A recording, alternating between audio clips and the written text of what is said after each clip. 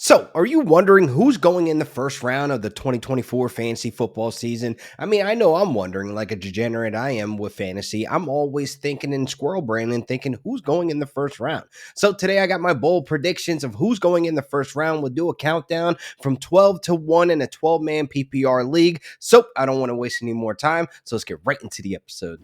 So let's kick things off at the 112 spot and work our way up to the 101 spot. I think A.J. Brown here is a solid piece for the Eagles offense, and I can expect him going at the 112 spot, being that the season he just had 1,400 yards, 7 touchdowns with an elite target share of 30%. Ever since he's arrived in the Eagles locker room, he's been a guy that they can rely on, and I like him at the 112 spot. It wouldn't be no surprise to me, honestly, that he still is a first-round pick. There is alternates, though. Why not Jonathan Taylor? Why not Mike Evans if he returns back to Tampa with Baker as well next year? Why not Keenan Allen? Keenan Allen and Mike Evans were both top 10 fantasy picks this year. So there's a lot of other names that we could swap at this 112 spot. But like I said, I don't think there would be no surprise with A.J. Brown still as a first round pick.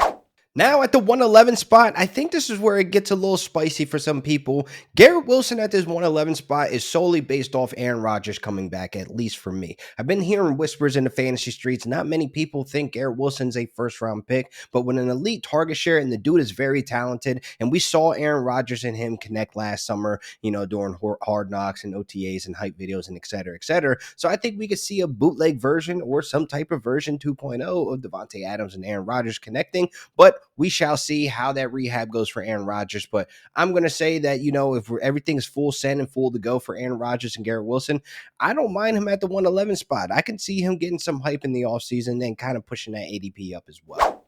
Now we're at the 110 spot. Now, I think a lot of people might give me some flack on this, but I'm going Devon Aan at the 110 spot just based on we already know how talented he is. I mean, he is explosive, man. Seen some really top tier type of performances last season from the Devon Aan, and I really think he might be leading into this RB1 role. Mostert and Jeff Wilson will be back next season.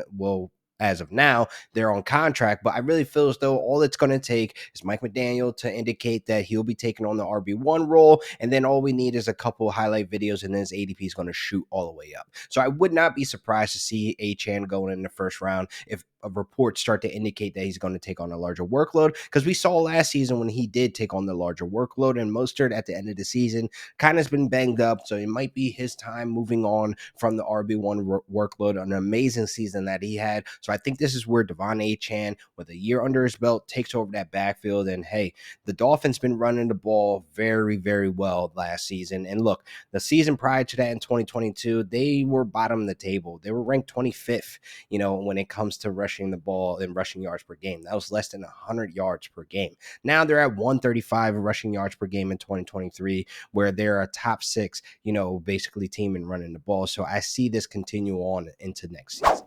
Now at the 109 spot, let's keep the running back love going on. I got Benjon Robinson at the 109 spot. Now, you might think this is a little too high, but why wasn't it too high last season? I mean, a lot of people were pushing his ADP close to top 5 pick. But listen, at the 109 spot, I'm okay with taking Benjon because hopefully the Falcons can get somebody in there that understand they have first-round picks, understand how to use Kyle Pitts, Drake London, and Benjon Robinson. And hopefully they'll be able to use Benjon Robinson in the red zone, because on the back end of the season, we saw a lot more Benjon getting involved in the red zone and being able to get some goal line carries as well, because in the first half of the season, he did not exist there. That was Tyler Allgeier's basically bread and butter right there. But listen, with this new coach coming in, whoever they bring in, hopefully they understand the talent that they have in Benjon Robinson, and we could finally get Benjon Robinson unlocked in this Falcons offense.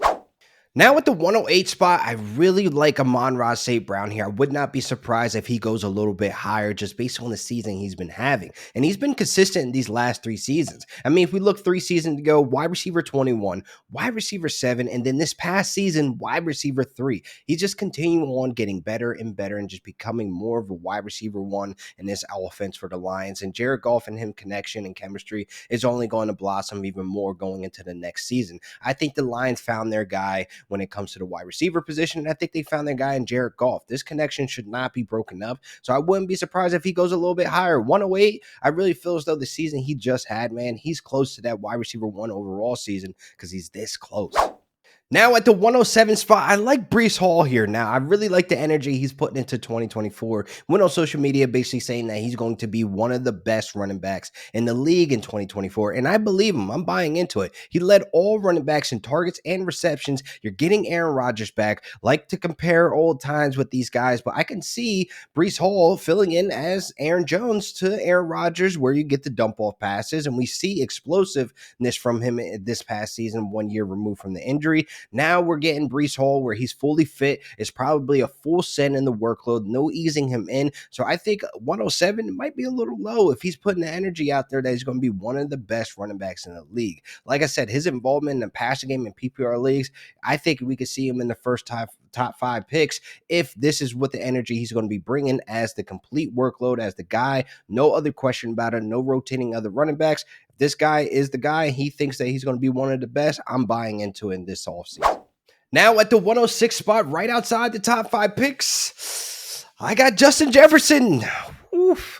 You're probably thinking, man, this is low. Why are we going 106 with Justin Jefferson? It's interesting to watch what they do with Kirk Cousins, and here's why. Now, we saw 3 different quarterbacks throw the ball to Justin Jefferson while he was banged up as well this past season. He averaged 18 fantasy points in those 5 games between Garrett Hall, Joshua Dobbs, and Nick Mullins. Now, I don't want to say that's bad. That's great, actually, with these backup quarterbacks, but I don't know if we're going to get that all season long if they just ride with one of these backup quarterbacks. They have the 11th pick in the first round as of now, so who knows if they want to move up to get a quarterback and move on from Kirk Cousins, or maybe they bring Kirk Cousins back. The best case scenario here is that they bring Kirk Cousins back, and I'm wrong about this 106 spot, and he could probably move back up into the first 3 picks, but as of now, where we sitting right now, there's a lot of question marks. He got banged up last season, missed some time as well. I'm not going to put the injury prone label on him. I'm just saying that his numbers weren't fully complete this season. So going into next season with Kirk Cousins returning back from injury, I'm not quite sure where the moves will be made. There's a lot that still happen. We still have the NFL draft. We still have free agency. We still have coaches that need to be hired as well. So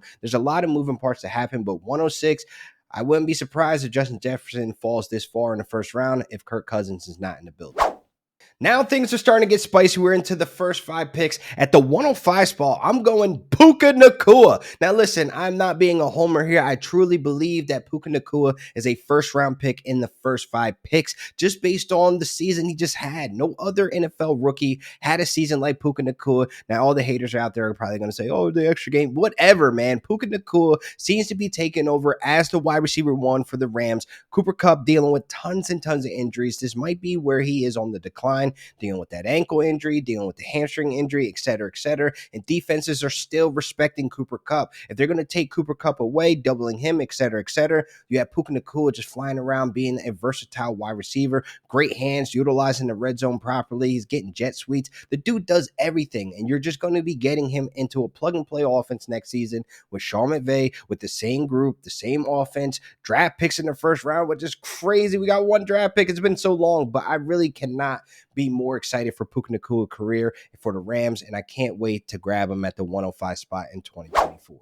Now at the 104 spot, I got Jamar Chase here. Now, I was playing it safe kind of because he took an L this season. I really feel as though with Joe Burrow's injury, it kind of hindered a lot of things. But hey, I think it's business as usual once Joe Burrow's back to health and Jamar Chase. But here's the thing. There's a lot of moving parts on this offense. Both T. Higgins and Tyler Boyd are free agents. So who knows who they bring in? And I think we could see an even higher target share for Jamar Chase where things can explode. But I got him at the 104 spot until there's some moving parts. Maybe moving up to the top 3 picks. He might be the first wide receiver off the board if they don't bring back T. Higgins or if they don't bring back Tyler Boyd. If they don't bring back one of them, who knows what this offense is going to look like, and it's going to run through Jamar Chase with a high target share. So I'm going to be buying into Jamar Chase, of course, but he could move up. His ADP could move up for me, but this is just a bold predictions, baby.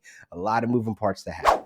Now for the 103 spot, I got Tyreek Hill here. Now, it might sound crazy that he's not the 102 or the 101, but I got other guys for that. Now, at the 103 spot, man, Tyreek Hill damn near had 1,800 yards this season, but listen, he missed it by missing 1 game. He was injured, but I think he would have got that off. But this offense, man, it runs through him, high target share. All this offense has is speed, and all they know how to do is score points. So Tyreek Hill, man, I really don't have to sell you on him on why he's a first-round pick or why he's a top 3 pick. This guy is going to be a lock here. There's really no surprise here whatsoever. Now at the 102 spot, now the first wide receiver off the board that I think it will be in 2024 is CeeDee Lamb. Now it might sound crazy because the season, how it started, but he finished strong, man. When the first 7 weeks of the season kicked off, we were having questions about CeeDee Lamb and this entire Cowboys offense. CeeDee Lamb was barely a top 25 wide receiver, sitting at 25 when it comes to fantasy points. Now, all of a sudden, the sudden change midway point of the season from week 8 to 18, he was the wide receiver 1, and he cleared all wide receivers with 105 more points than the wide receiver 2, which was Amon-Ra St. Brown in that time span. So obviously, he's wearing that 88. I guess the Cowboys smarten up and treat him as such. He is the alpha of that offense. Obviously, he's going to be getting most of the targets, a high target share, very productive, and Dak is playing some of his best football, in 2023. So I think CeeDee Lamb and Dak Prescott continue business as usual in 2024. So I see him being the first wide receiver off the board in most leagues. Now, if you made it this far in the video, there should be no surprise who the 101 is, because we made this mistake last season going into the 2023 season where we're reading the tea leaves and we're believing that CMC will be pulled back on his snaps, on his production, and they're going to try to get the running back 2, whoever that may be, if it's Elijah Mitchell or Jordan Mason, into the mix as well and pull back his touches, and that's not what happened in 2023. It was a full send on CMC, Christian McCaffrey, and I don't want to make that mistake again going into 2024.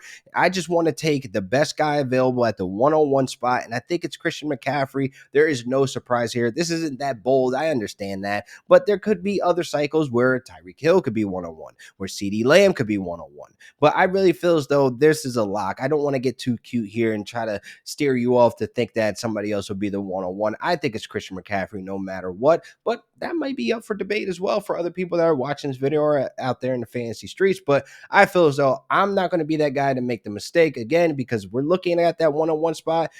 Leagues that chose 101 and they took Christian McCaffrey, 19% of those teams were in the championship. So you got to just go with your gut here. You got to go what you know and what's proven. And CMC has been dominant since he's entered the league. And I have no other ways to debate of why you shouldn't take CMC at 101, because I am, and I know you are. So there's that.